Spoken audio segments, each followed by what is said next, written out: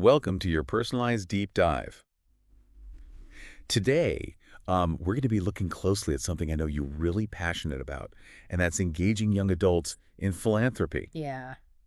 We got like a whole stack of research summaries and notes that you've shared with us, all about millennial and Gen Z giving habits. Right. And The fascinating stuff. it is. It really is. Yeah. So what we're going to do today is like unpack all these insights and try to figure out, what really motivates young adults to give, whether that's their time or their money. Yeah. And then also, how you can build lasting relationships with these future philanthropists ready to dive in. Absolutely. Let's do it. All right. So first things first, what is driving these young folks to give in the first place? Yeah. And one of the things we're seeing in all this research is that it really goes way beyond just writing a check. Oh, absolutely. It's about impact. Yeah. Millennials and Gen Z, they're really passionate about causes that align with their values. And where they can see their contributions actually making a tangible difference. Right. They don't want to just throw money at a problem. Yeah. They want to be a part of the solution. It makes total sense. Yeah. And it's not about charity. It's about change. Exactly. And something these sources really highlight is how important it is for organizations to be transparent about how donations and volunteer efforts are being used. Oh, transparency is key. Yeah. Young adults want to know exactly how their donations are making an impact. They want to see those tangible results, and they want to be kept informed about how their contributions are being used. It's like they need to see the return on their investment, but in a social impact sense. Yeah, exactly. And speaking of keeping them informed, these sources mention something kind of interesting about the way young adults actually want to receive updates. Yeah, it's not just about sending out a generic annual report Right. or a flurry of fundraising emails, Right. Yeah. Young adults are digital natives. They live on their phones. They want to receive updates on platforms that they're already using. Yeah. So think social media newsletters, things like that. Oh, for sure. And don't underestimate the power of a well-crafted story. Oh, absolutely. Impact reports are great, but weaving those numbers into narratives that showcase the human side of your organization. Yeah. That's what really resonates with younger generations. For sure. Stories are so powerful. Yeah. They bring those statistics to life and make the impact feel real. Absolutely. It's not just about numbers, it's about people. Exactly. And while we're talking about millennials and Gen Z being digital natives, Yeah. there's this point that comes up about how each generation actually uses those online channels a little differently. Yeah, that's right. We're seeing this trend where Gen Z, while incredibly active online, might actually be a bit less likely to subscribe to email newsletters than millennials. Interesting. They're all about that immediacy Yeah. and visual content. So this means that having a strong social media presence and using those platforms to tell stories and provide updates, Yeah. that's going to be crucial for reaching this generation. Makes sense. And think about using diverse formats too. Video snippets, engaging images, even going live to answer questions. Oh, yeah. Those are the kinds of things that will grab their attention. For sure. It's about meeting them where they are Mm-hmm. and speaking their language, which in this case is the language of likes, shares, and retweets. Exactly. But okay, let's talk about building those lasting relationships. Okay. I mean, anyone can get someone to donate once, right? Right. But how do you actually keep them engaged for the long haul? Yeah, it's all about building trust and loyalty. Okay. And that takes more than just asking for money. One key insight that we see here is that young adults are much more likely to stick with an organization if they feel a genuine connection. Okay. They want to feel like they're part of a community, Yeah. that their voice is being heard. So it's not just about donating, it's about belonging. Exactly. And that sense of belonging comes from consistent communication and genuine engagement. Okay. It's about sharing stories that humanize your organization and the people it serves. So instead of just bombarding them with fundraising appeals, Right. you give them like the inside scoop, Exactly. introduce them to the staff and volunteers who are making a difference on the ground, Yes. share stories of the individuals whose lives are being transformed by their contributions. You're spot on. You want these young adults to feel like they're a part of something bigger than themselves. Yeah. That they're part of a team working towards a common goal. I love that. And speaking of teams, Yeah. let's talk about something that fits that team spirit really well. Right. Peer-to-peer fundraising.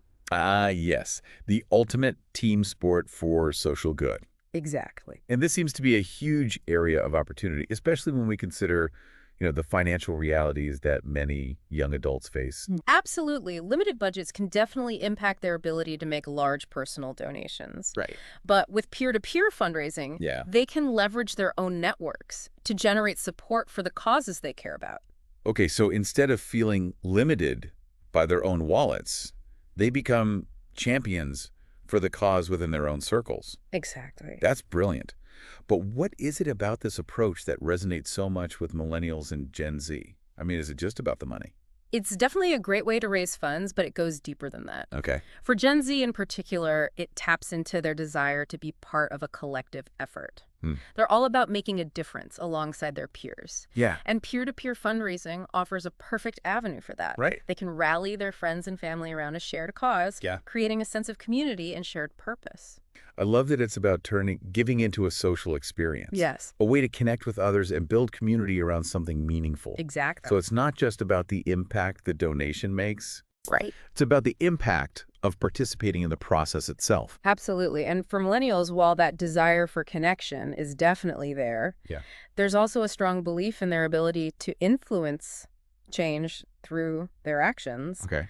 They see peer-to-peer fundraising as a way to amplify their impact. Right. Mobilizing their networks to create a ripple effect. It's like they're taking that power in numbers philosophy. Yes. And putting it into action. Exactly. They're not just donating. They're becoming advocates, influencers, and fundraisers all rolled into one.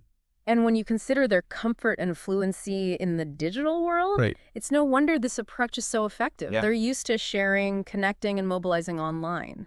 It's second nature to them. It's like peer-to-peer fundraising was tailor-made for the way they live and interact with the world. Absolutely. All right, so we've talked a lot about financial contributions, but, these sources also point to this rising trend of non-monetary contributions. Yeah. What are we seeing there? We're definitely seeing a shift toward more diverse forms of engagement. Right. Donations of goods, for example, can be incredibly valuable. Yeah. Especially for organizations addressing immediate needs like food banks or shelters. Right.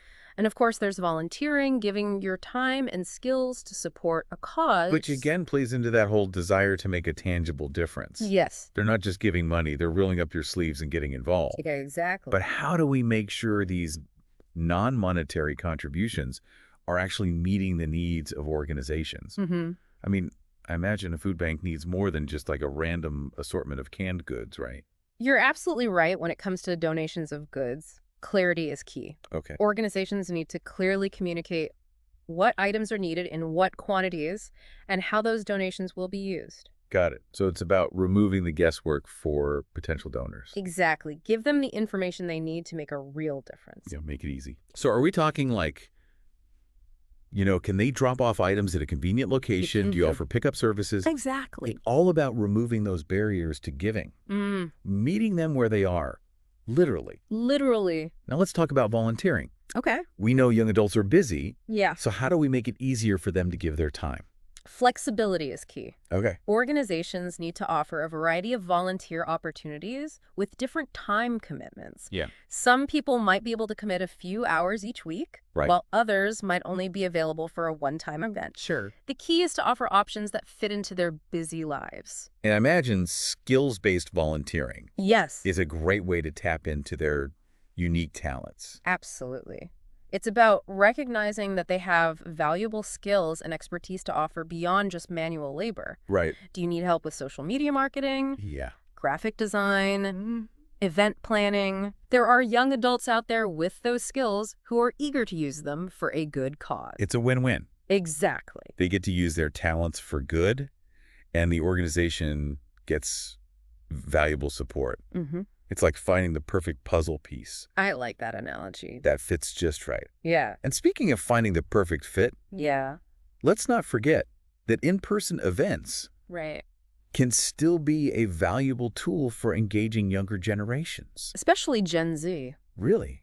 I thought they were all about the digital world. They are, but there's this growing trend that suggests they might actually be more open to traditional forms of engagement than we thought. Interesting.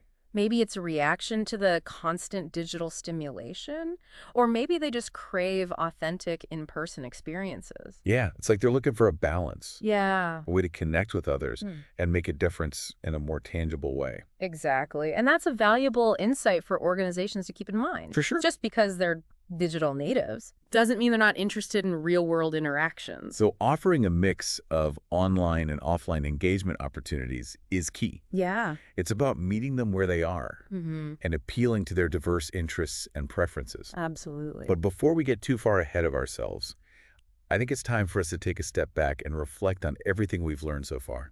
Sounds good to me. What do you say? Let's take a moment to synthesize these key insights before we move on to even more exciting discoveries. Awesome.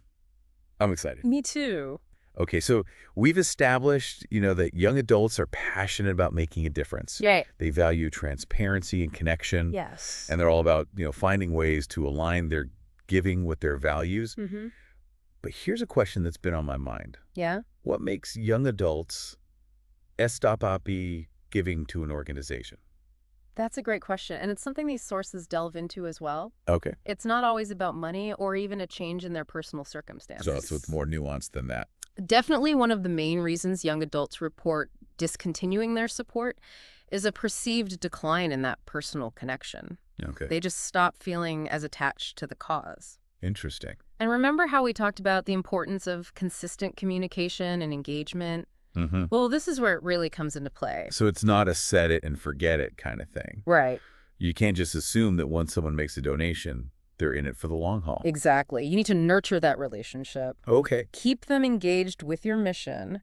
Share stories that remind them why their support matters. Right. And show them that their contributions are making a real difference. It's about showing them the impact of their giving. Yes. Giving them a front row seat to the change they're helping to create. Exactly. But how do we do that in a way that feels authentic and engaging? Well, we've touched on a few key strategies already. Regular updates through newsletters or social media. Right. Storytelling that highlights the human impact of your work. And creating opportunities for them to feel like they're part of a community. Yeah. But there are also some really creative ways to go even deeper. Like what? Give me some examples. Okay, so think about giving them behind-the-scenes access to your organization. Okay. Take them on a virtual tour of your facilities. Introduce them to the people working on the ground. Or even share raw footage of your programs in action. Yeah. The more transparent and authentic you are, the more they'll feel like they're truly part of the journey. I love that it's about pulling back the curtain. Yes. And letting them see the heart and soul of your organization. Exact. Speaking of heart and soul, let's circle back to peer-to-peer fundraising. Okay. We talked about how effective it can be. Yeah. But these sources offer some even deeper insights into WHY.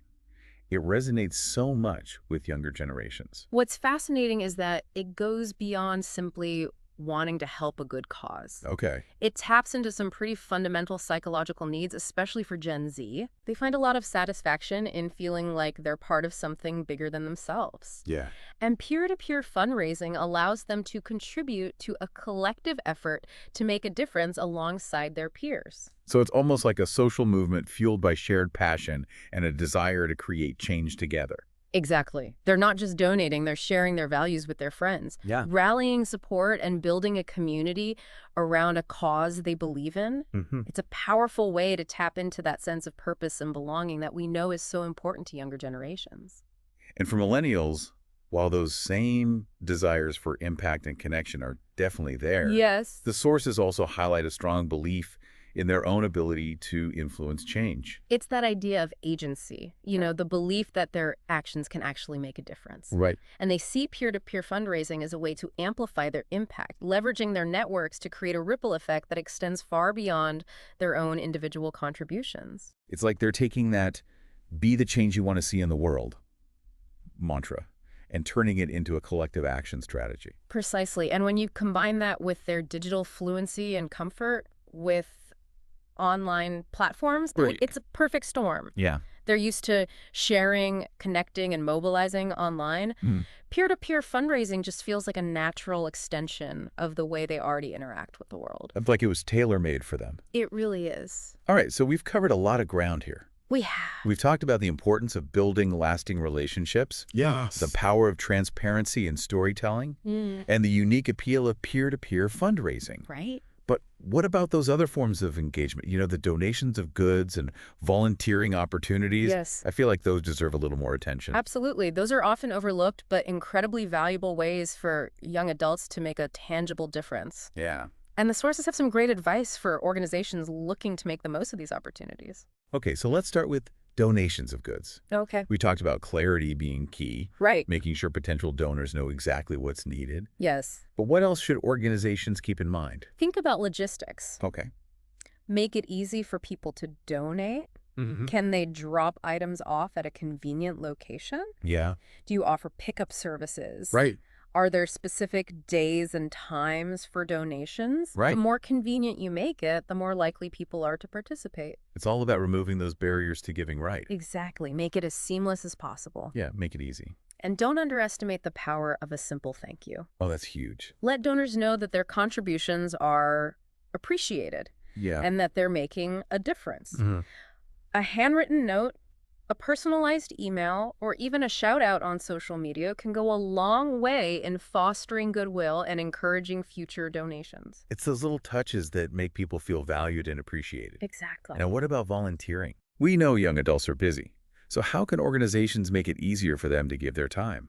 Flexibility is key. Okay.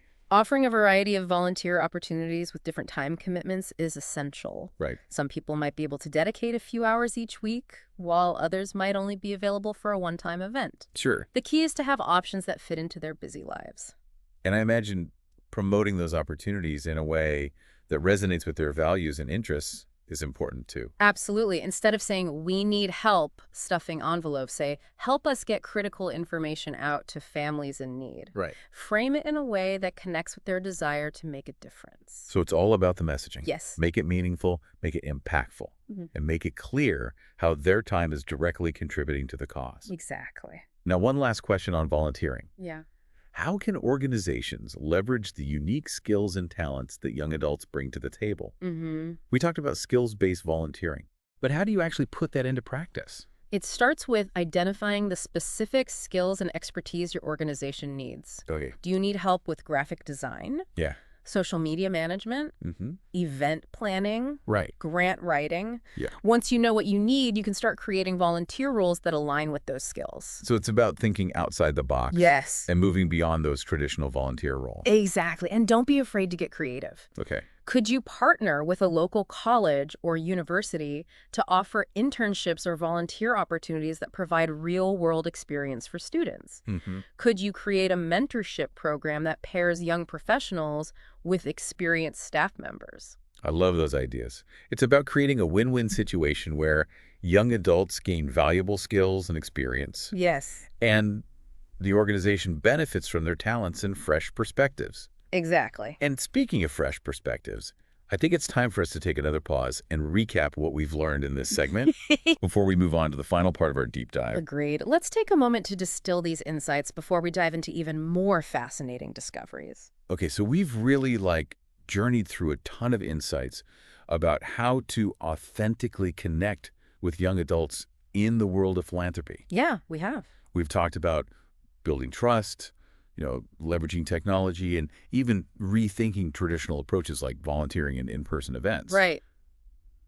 But what's becoming crystal clear to me is that millennials and Gen Z, while they share some core values, they really are on their own unique path when it comes to giving. That's a crucial takeaway, and it would be a mistake to lump them together as one big young adult demographic. Their life experiences, the technology they've grown up with, even the economic landscapes they face. Right. All these factors shape how they view philanthropy. Totally. And earlier we talked about millennials valuing that transparency. Yes. Really wanting to see that direct impact of their contributions. Yeah. And they're comfortable engaging both online and offline, which makes sense given they kind of straddle those two worlds. Right now, Gen Z, they're digital natives through and through. Yeah. And while they still care deeply about impact, what we see in these sources is that their approach is even more rooted in social responsibility and collective action. Yeah. They want to be part of a movement, to feel like their contribution, no matter how small, is part of a larger wave of change. It's like they intuitively understand the power of community and collaboration. Yeah. Especially online. No wonder peer-to-peer fundraising is such a natural fit for them. Exactly. But here's something that surprised me. Yeah. These sources suggest that Gen Z is actually quite open to traditional forms of engagement too, like in-person events. It's fascinating, isn't it? Yeah. Here we have this generation that's grown up in a hyper-digital world. Right. Yet they seem to crave those authentic real-world experiences as well. I know. Maybe it's a reaction to the constant online stimulation. Or maybe it's just a desire for deeper connection and a break from the screen. I think it speaks to the importance of balance. Yeah. You know, we can't assume that just because younger generations are tech-savvy, Right. they only want to engage online. Exactly. Maybe they're seeking that blend of digital and real-world experiences Yeah. where they can connect with the cause on multiple levels. Exactly. And that brings us back to the core message that's woven through all these sources. Okay. Offering a diverse range of engagement opportunities is essential. Yeah. Don't limit yourself to just one approach. Right. Think about how you can create a multifaceted experience that caters to different preferences and comfort levels. And most importantly, listen to what these young adults are saying. Yes. Ask them how they prefer to engage, what kind of impact they want to see, Right. and what would make their philanthropic experience more meaningful. Absolutely. It's not about us dictating how they should give. It's about co-creating a journey that resonates with their values and aspirations. Well said. And for organizations that are willing to do the work to truly understand and embrace these next-gen philanthropists, the rewards are huge. You're not just securing a donation or a volunteer hour. Right. You're cultivating a lifelong relationship with someone who's passionate about your cause. It's about moving beyond transactional interactions and building genuine connections. Yes. And as these young adults grow and evolve, so too will their capacity to give. Right. And their influence within their networks. Talk about a powerful investment in the future. Absolutely. But as we wrap up this deep dive, Okay. I want to leave you with one final provocative thought. I'm ready. We've explored how to reach young adults, how to engage them, how to inspire them. Mm-hmm. But what if we took it a step further? Ooh, I like where this is going. Tell me more. What if we moved beyond simply asking for their support Okay. and started empowering them to become leaders in the world of philanthropy? That's brilliant. We've talked about how this generation craves agency and impact. Yeah. What better way to honor that than by giving them a seat at the table, Yeah. allowing them to shape the future of giving? Imagine inviting them to participate in strategic planning, to share their insights on how to best reach their peers, Right. to even co-create programs and initiatives that align with their passions. It's about recognizing that they're not just beneficiaries or participants. They're partners, innovators, and future leaders in the field of philanthropy. And by empowering them today, we're investing in a more vibrant, inclusive, and impactful philanthropic landscape for tomorrow. That's the challenge and the incredible opportunity that lies ahead. It really is. So, as you continue your journey to engage the next generation of philanthropists, ask yourself, how can you not just invite them to the table, but empower them to help set the course? Thanks for diving deep with us.